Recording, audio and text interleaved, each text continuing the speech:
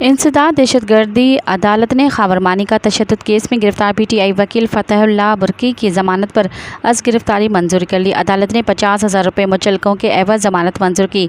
ATC के जज ताहिर अब्बास सिपरा ने दरख्वास्त ज़मानत मंजूर करने का हुक्म सुनाया। कबल अज़ैन वकील सफ़ाई रियासत अली ने दलाइल देते हुए कहा कि वीडियो देख लें, फ़तहुल्लाह बर्की अकेले हैं। फ़तहुल्लाह बर्की पर इक़दाम कत्ल की दफ़ा भी लगा दी गई। कोई मेडिकल या शवाहिद नहीं। खावरमानिका के साथ प्राइवेट अफराद थे, पुलिस तो मौजूद ही नहीं थी। वकील रियासत अली ने कहा कि मुकदमा भी खावरमानिका ने नहीं, पुलिस की मुद्दत में दर्ज किया गया। दीगर मुल्ज़मान की ज़मानत कन्फर्म हो गई है। फ़तहुल्लाह बर्की को भी ज़मानत दी जाए। मज़ीद ख़बरनि ऐं तफ़सीलात लाइ विज़िट कयो असांजी वेबसाइट www.awamiNewsHD.com ऐं ॾिसंदा रहो अवामी न्यूज़ HD।